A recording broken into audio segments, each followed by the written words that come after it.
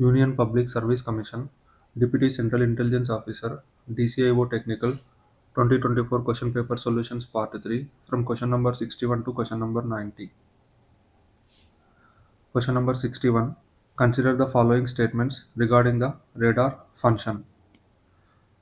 The function of mixer is to convert RF energy to IF energy with minimum loss and without spurious responses. So statement 1 is correct. In radar system, the mixer converts the received radio frequency signal into an intermediate frequency signal. The goal is to perform conversion efficiently with minimal conversion loss and minimal spurious responses, unwanted frequency responses. Statement 1 is correct. Statement 2, the conversion loss is defined as the ratio of available IF power to available RF power. Statement 2 is incorrect. The conversion loss is defined as ratio of available RF input power to available IF input power, and it is expressed in dB. But in the statement it is mentioned in reverse order. Therefore statement B is incorrect. In the question, which of the following statements is are correct? Only statement 1 is correct. Correct answer is option A. Question number 62. Consider the following statements and we need to identify the correct statements. Butler beamforming array is a lossless network that uses 3 dB directional couplers or hybrid junctions along with fixed phase shifters. So let us see the statement A. A Butler matrix beamforming array is an passive lossless network made up of 3 dB hybrid couplers or directional couplers with fixed phase shifters. It is used to perform multiple fixed beams in antenna. It is used to form multiple fixed beams in antenna array. Statement 1 is correct. Statement 2. A 3 dB directional coupler is a 4-port junction which has the property that signal fed into one port will divide equally between the other two ports and no power will appear in the fourth port. Statement 2 is also correct. A 3 dB coupler is a 4-port passive device that splits the input signal into two equal amplitude signals with 90-degree phase difference or combines the two signals. When power is applied at one port, say port 1, it splits equally 3 dB each between two output ports 2 and 3 and no power appears at the isolated port, that is port 4, assuming perfect matching and isolation. Both statements are correct. Correct answer is option C. Next question. The phase difference phi between two adjacent elements of series fed array is expressed as dash.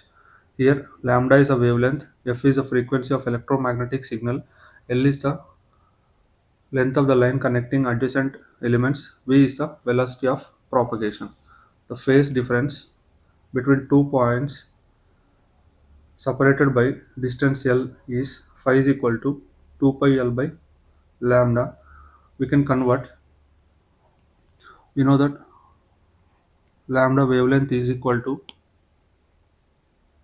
c by f, where c is the velocity of light, f is the frequency of operating signal.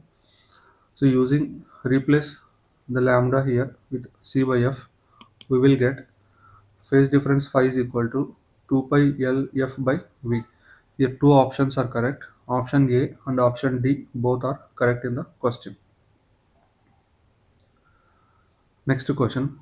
If beta is effective bandwidth occupied by the signal waveform, beta is effective bandwidth, alpha is the effective time duration, then the uncertainty relation of radar, the relation between these two is, in radar and signal theory, the time bandwidth product expresses a fundamental limit on the simultaneous resolution in both time and frequency. The time bandwidth product greater than or equal to pi. This is analogous to uncertainty principle. Signal cannot be simultaneously very narrow in both time and frequency domain. So alpha beta greater than or equal to pi. The relation is alpha beta greater than or equal to pi. Correct answer is option B. Question number 65. Consider the following statements regarding wide sense stationary process. Statement 1. A random process x of t is wide sense stationary if its mean is constant and Rx of t1 comma t2 is Rx of tau, where tau is a time difference between the t1 and t2. Statement 1 is correct. For a wide sense stationary process, Rx of minus tau is equal to Rx of tau. Statement 2 is also correct. Let us see here. A wide sense stationary process. The wide sense stationary random process is one where mean is constant over time and autocorrelation function depends only on the time difference between 2 points but not their absolute time durations. The autocorrelation function of wide sense stationary process must satisfy Rx of 0 greater than or equal to 0. It is an even function. Rx of tau is equal to Rx of minus tau, and it is having this wide sense stationary random process is an real and even function.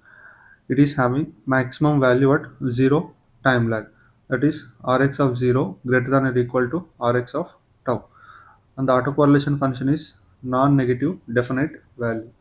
The autocorrelation of wide sense stationary random process is non-negative and it is having maximum value at 0 lag. It is real and even function whose mean is constant over time, and autocorrelation function depends only on the time difference between the 2 points but not their absolute time durations. Statement 1 and statement 2 both are correct. Correct answer option C. See some more points related to this strict sense stationary process and wide sense stationary process.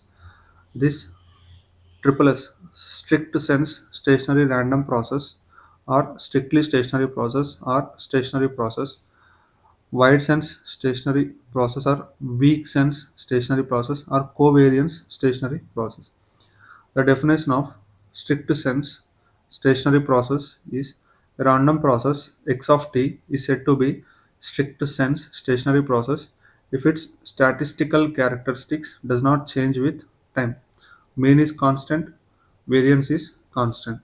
It is said to be wide sense stationary random process if mean is constant and autocorrelation function is a function of time difference but not the absolute times. Every wide sense stationary process did not to be a strict sense process of order 2, but a strict sense stationary process of order 2 is a wide sense stationary random process, but converse is not true.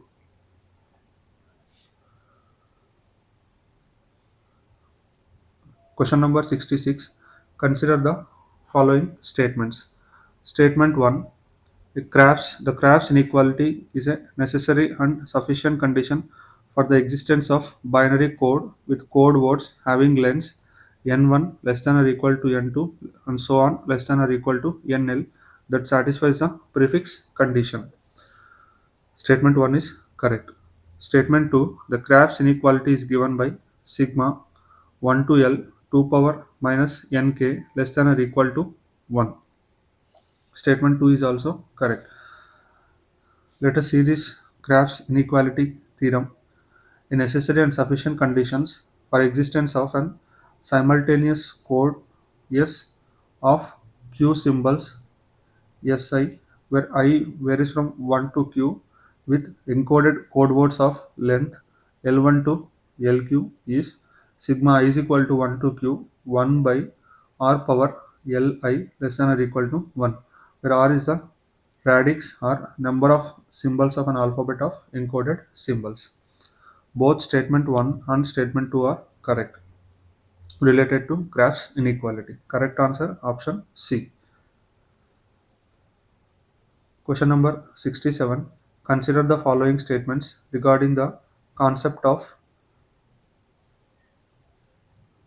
mutual information for continuous random variables. Statement 1. For a continuous random variables x and y with joint probability distribution function PDF p of x comma y and marginal PDFs p of x and p of y, and the mutual information I of x y is defined as. So I of xy is defined as integral minus infinity to infinity, again integral minus infinity to infinity, p of x, p of y by x, logarithm of p of y by x into p of x divided by p of x into p of y dx dy. So this formula for mutual information is correct.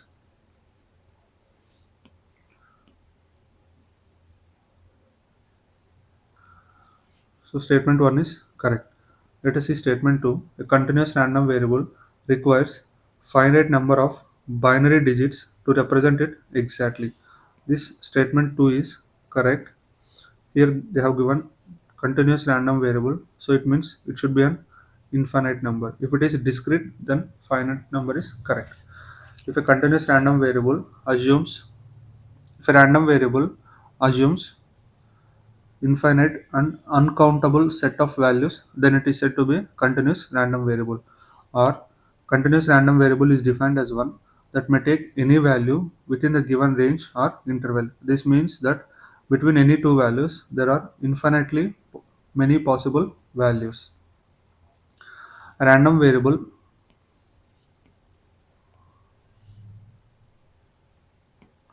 A random variable is one that may take countable number of distinct values or finite number of values is said to be an discrete random variable. Here finite is given. Here finite is given. It means it should be a discrete random variable but not continuous. If continuous is given, it should be an infinite. Statement 1 correct. Statement 2 wrong. The correct answer is option A. Question number 68. Consider the following statements. We need to, again two statements are given. We need to identify the correct statement. Statement 1. Reliable communication over a discrete memoryless channel is possible if the communication rate R satisfies R less than C, where C is channel capacity. According to Shannon channel coding theorem, reliable communication takes place if and only if R is less than C. That is communication rate or data rate less than channel capacity. Statement 1 is correct. Statement 2. A noisy channel coding theorem expresses limit to reliable communication and provides yardstick to measure the performance of communication system. Statement 2 is also correct. A noisy channel coding theorem expresses the fundamental limit to reliable communication and provides a yardstick to measure the performance of communication system. Both statements are correct. Correct answer is option C. Question number 69. Consider the following statements for a binary symmetric channel BSC. Statement 1.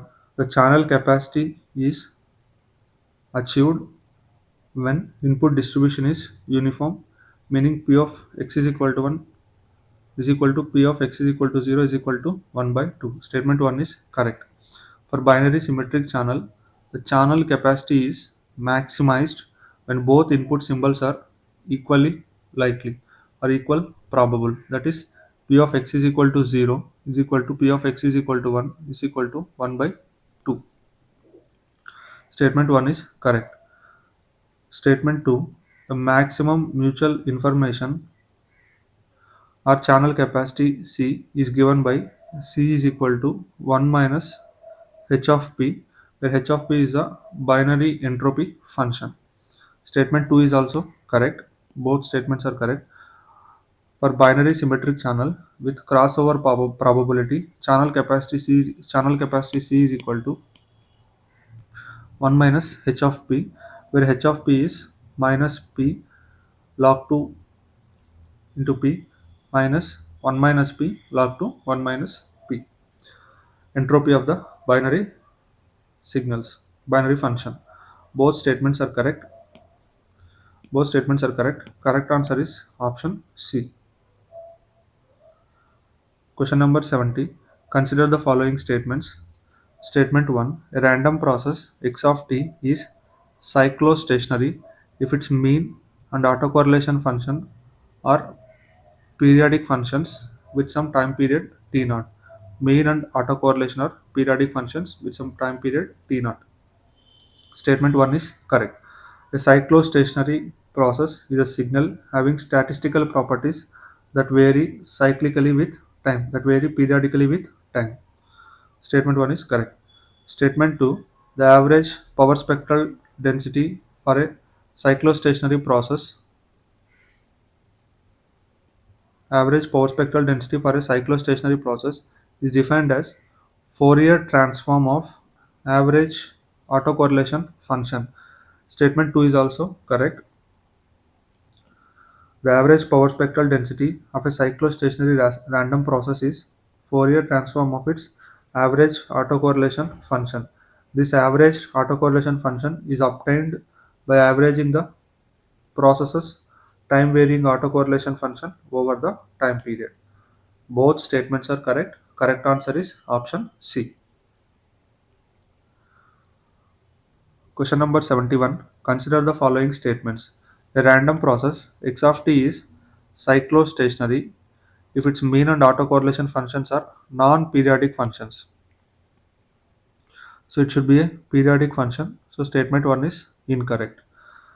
For statement 2, for a cyclostationary process, the mean satisfies m of t plus t naught is equal to m of t, and autocorrelation function satisfies rx of t1 plus time period t naught comma t2 plus t naught is equal to rx of t1 comma t2, where t naught is a time period.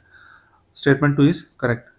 We have seen in previous question, for cyclostationary process, the mean satisfies a mean and autocorrelation function satisfies a periodic function. So that is, the expected value of random process is periodic, and autocorrelation function of cyclostationary random process is also periodic with same time period. The cyclostationary random process is a signal having same statistical properties that vary cyclically with time. Here both statements are correct. So only statement 2 is correct. Statement 1 is incorrect. Correct answer is option 2. Next question. Consider the following statements regarding modulation schemes. ASK, PSK, QAM are the examples of linear modulation techniques. So this linear modulation techniques involves direct or proportional relationship between input modulating signal and output carrier amplitude or phase. Examples for these linear modulation techniques are AM, PSK, QAM, where output is a direct or linear combination of input signals and their bandwidth is closely related to input signal bandwidth. In linear modulation schemes, the bandwidth is closely related to input signal bandwidths.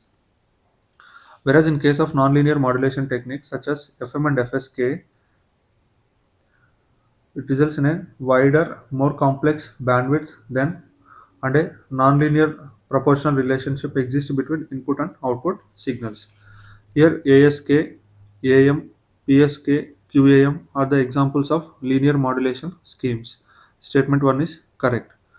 Statement 2, FSK belongs to the class of nonlinear amplifiers, nonlinear modulation schemes, because it does not satisfy linear property. Statement 2 is also correct. Here both statements are correct. Correct answer is option C. Next question. The root mean square RMS short noise current in case of diode is. Here I is DC component of current or average current, Q is a charge of 1 electron, B is effective bandwidth. Correct answer is option C. The short noise is a noise created by random arrival of discrete charge carriers in an electrical conductor. It occurs in devices like diodes, photodiodes, vacuum tubes, transistors, where current results from random motion of discrete charge carriers.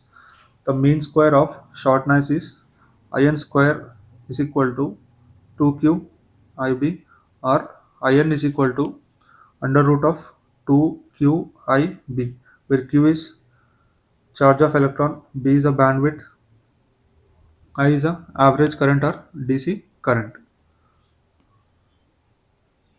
Average current or DC current. Correct answer is option C. Question number 74. In the AM transmitter systems, one of the sidebands is transmitted along with the carrier is DSB-FC, double sideband full carrier. Double sideband full carrier, here designation is A3. Both sidebands are transmitted as well as carrier also exists. In single sideband suppressed carrier, so that means there is no carrier. Carrier is eliminated or suppressed. Only one sideband is transmitted and it is represented as A3J. SSB-RC, single sideband reduced carrier. So here carrier is not eliminated completely, but some portion of carrier exists. It is represented with A3H, one sideband, and carrier also exists, but the magnitude of carrier signal is very less. ISB, independent sideband modulation. It is designation is A3B. Both sidebands exist, but each sideband carry different information. Carrier also present. Let us see. ISB, here both sidebands are transmitted, but they carry different information. Two signals are simultaneously transmitting, each signal in separate sidebands. SSB, SC, single sideband suppressed carrier, only one sideband transmitted, and carrier power is 0. SSB, RC, single sideband reduced carrier, only one sideband is transmitted, but small carrier exists, and this small carrier helps the receiver to demodulate the signal easily. In the question they have given one of the sidebands transmitted along with the carrier, that is SSB RC, single sideband reduced carrier. For SSB RC the designation is A3H. Correct answer is A3H. Question number 75. Which of the following is the ratio of sensitivity of receiver when it is mistuned to the sensitivity of receiver when it is tuned correctly? Sensitivity of the receiver when it is mistuned to the sensitivity of receiver when it is tuned correctly. The ratio of these two is called what? So let us see one by one.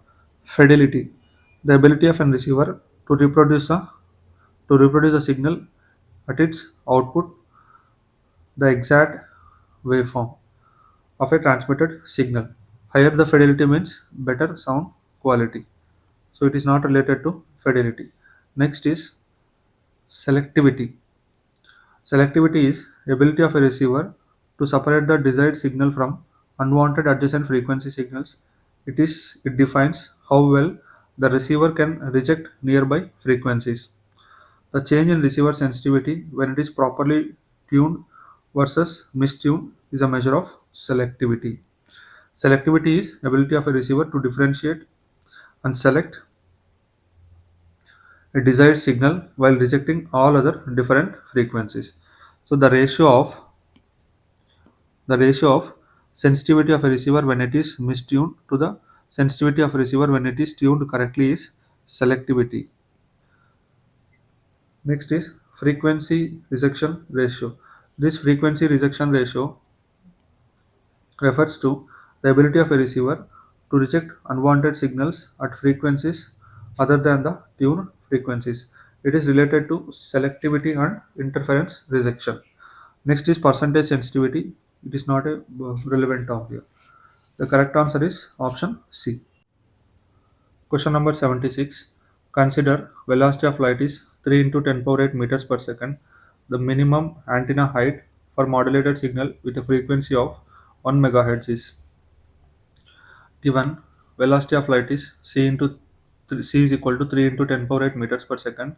Frequency f is 10 power 6 1 megahertz, and wavelength lambda is equal to c by f. Using this formula, so 3 into 10 power 8 by 10 power 6, we will have wavelength is 300 meters. For efficient radiation, minimum antenna height should be one fourth of its wavelength. That is, height h is equal to lambda by 4. Lambda value is 300. 300 by 4, it is 75 meters. Correct answer is option B. Next question. If a 10 kilowatt carrier wave is amplitude modulated at 80% depth of modulation by a sinusoidal modulated signal, then the transmission efficiency of AM wave is given. The carrier power is 10 kilowatt, modulation index is 80%, that is zero point 0.8. Transmission efficiency eta is equal to mu square by mu square plus 2. For amplitude modulated signal, transmission efficiency is m square by m square plus 2, where m is a modulation index. That is zero point 0.8 square by zero point 0.8 square plus 2. Efficiency is 24.24%. Correct answer is option C. Next question. If an audio frequency signal is 20 sine 1000 pi t is used to amplitude modulate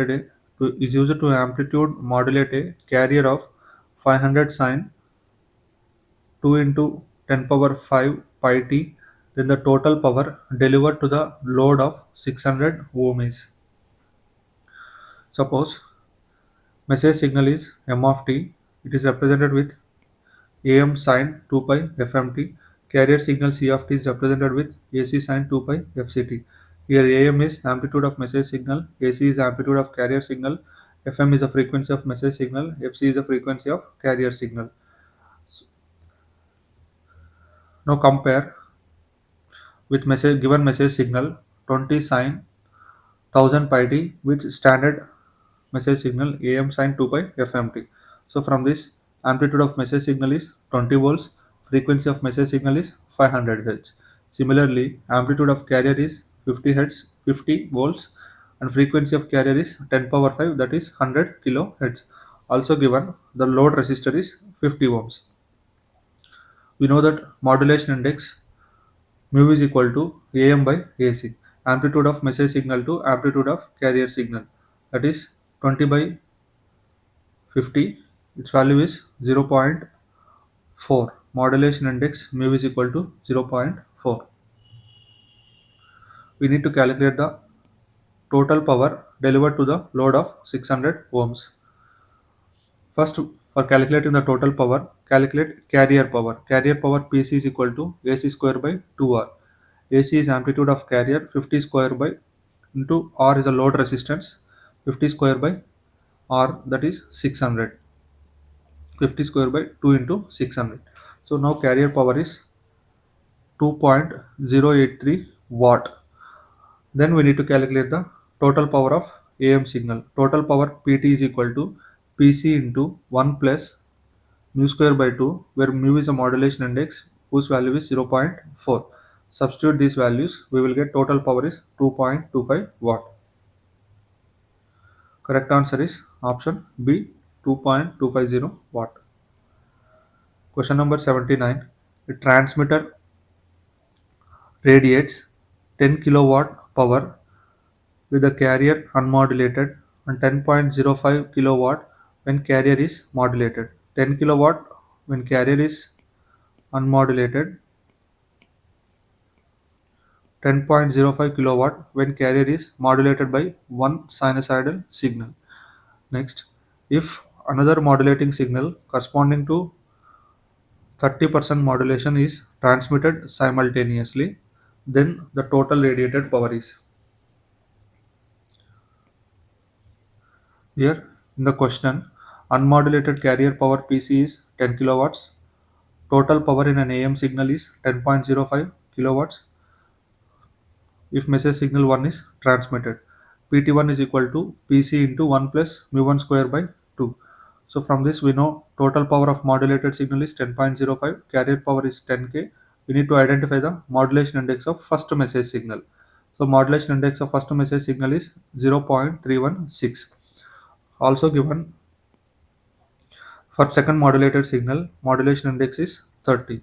So using these first two conditions, we will find the modulation index of first message signal. For second message signal, modulation index is 30. Now when two independent signals are present, then total modulation index is, when two independent signals are present, the total modulation index mu is equal to mu1 square plus mu2 square under root. So mu1 is 0.316 and mu2 given is 0.3. So on substitution, we will get overall modulation index is 0.436. Now total power is Pt is equal to Pc into 1 plus mu square by 2. Here it is mu t square or mu. Mu is the total means mu square. So we will get 10.95 kilowatts. Correct answer is option C, 10.96, which is the nearest answer. Question number 80. Consider the following statements regarding frequency modulation, and we need to identify which of the following statements are not correct. Incorrect statements we need to identify. The product of modulating frequency and modulation index are referred to as frequency deviation of FM wave. This statement is correct. So in frequency modulation, modulation index beta is equal to delta f by fm, where delta f is frequency deviation, fm is the message signal frequency. Therefore, frequency deviation delta f is beta into fm. So frequency deviation is referred as product of modulating frequency fm and modulation index beta. Statement 2. The number of sidebands having significant amplitude is also decided by modulation index. Statement 2 is also correct. In FM, the sidebands having significant amplitude is decided by modulation index. Statement 2 is correct. Statement 3. Maximum modulating frequency is defined as product of maximum deviation to deviation ratio. So statement 3 is incorrect. In the question they have asked which of the following statements are incorrect. So that is only 3 is the incorrect. Option 3 is correct. Option C is the correct answer. So for statements 3, deviation ratio D is equal to delta F by Fm. Maximum modulating frequency is equal to maximum deviation divided by deviation ratio, but not, it is mentioned product here, but it should be divided by. Question number 81. What is the post expression for the following infix arithmetic expression? So the given infix arithmetic expression is P by Q power R minus S multiplied by T minus P plus C. So let us break down here. Break down this given infix arithmetic expression starting from innermost expression, that is Q power R. So Q power R can be written as QR. Q power R minus S is written as Q power R minus S is written as QR power S minus P by can be written as PQR power S minus P plus C can be written as PC plus T minus P plus C can be written as TPC plus minus. Now combine these together. So combine this one,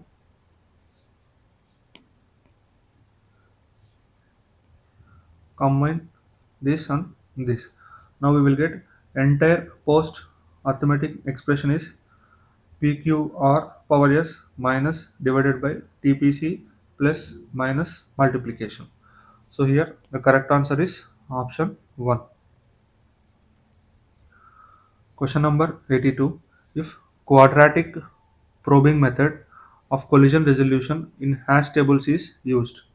Quadratic probing method of collision resolution in hash, table, hash tables is used, and the table size is prime. The size of the table given is prime. Then new key value can always be inserted if the table is so at least half full. A quadratic probing method is a collision handling technique used in hashing. Collision handling technique used in hashing. Quadratic probing method is a method to resolve collisions that occur during the insertion of data into hash table. So collision resolution techniques are separate chaining, that is open hashing, closed hashing, and open addressing, linear, quadratic, double hashing. For question number 82, the correct answer is option D, at least half full. Question number 83, what is the load factor of hash table given its total number of key values are 50 and total capacity of this hash table is 150. So given number of keys is 50 and total capacity is 150. Then we need to calculate the load factor. Load factor of a hash table is crucial metric, and this indicates how full the hash table is. It is defined as the ratio of number of elements concurrently stored in the hash table to total number of available slots. The load factor alpha is calculated as number of elements to number of buckets n by m. So here n value is 50, m value is 150, load factor alpha is 1 by 3, 0.33. Correct answer is option B. Question number 84. The minimum and maximum number of nodes in a binary tree of height 4 is. So the maximum number of nodes is given by 2 power n minus 1. N maximum is 2 power n minus 1. 2 power 4 minus 1. 16 minus 1 is 15. And minimum number of nodes n minimum is n. That is n minimum is equal to 4. So minimum and maximum are 4 and 15 respectively. Correct answer is option A. Let us see some more points related to this binary trees. Here root is node without any parent. Children is immediate successor nodes. Siblings are children of same parents. Leaf node is any node that doesn't have any children. Internal nodes, all nodes with at least one child. Depth of node is length of path from root to node x. Height of node is the number of edges in longest path of node x to the leaf node. Height of tree is the height of tree is the height of the root. Leaf level node is the set of all nodes at a given depth is called level of the tree. Trees with n nodes will have n minus 1 edges. N nodes will have n minus 1 edges, and the depth of the root node is 0. Root node is at level 0. Height of the leaf node is 0. The height of the tree with one node is 0. Every node except root is connected by a directed edge from exactly one node to the other node, and the direction is from parent to children. So some note points related to this question. Here the correct answer is option A. Question number 85. The total number of binary trees possible with 3 nodes. So the number of binary trees possible with n nodes is 2n factorial by n plus 1 factorial into n factorial. Here given the number of nodes is n is equal to 3. Therefore number of distinct binary trees with n nodes is Tn is equal to 2 power n factorial by n factorial into n plus 1 factorial. This is the formula. Here n is 3. Substitute n is equal to 3. 2 into 3 factorial, 6 factorial by 3 factorial plus 4 factorial. So we will get answer is 5. The correct answer is option C. Question number 86. Which one of the following is a disadvantage of linear representation of a binary tree? In linear or array representation of a binary tree, especially for non-complete or skewed trees, many array positions remain unchanged, leading to the waste of memory. It's a disadvantage. Majority of array entries will be empty. Correct answer is option B. Option B is the disadvantages. Question number 87. Identify the correct post-order traversal of a binary tree whose in-order and pre-order travels are given as follows. In-order is D, B, H, E, A, I, F, J, C, J, and pre-order is A, B, D, E, H, C, F, I, J, G. So given in-order is given, pre-order is given, we need to find the post-order. So from pre-order, A is the first, that is A is the root. So split in order using root A. We will get left subtree and right subtree. Pre-order, A is the root, split in order using root A. So we will get left subtree and right subtree. And next step is split pre-order. We will get left subtree and right subtree. So the combined left subtree is in order left subtree, pre-order left subtree. Therefore, post-order left subtree we will get. So for getting the right subtree for post-order, combine in order and pre-order right subtrees. So we will get post-order right subtree. Now post-order is equal to post-order left subtree plus post-order right subtree plus root. Root is the A. That is left subtree is DHEB, right subtree is IJFGC. So this is the final tree. Correct answer is option A. Question number 88. Consider the following statements regarding binary search trees. These binary search trees are also known as binary sorted trees. Statement 1 is correct.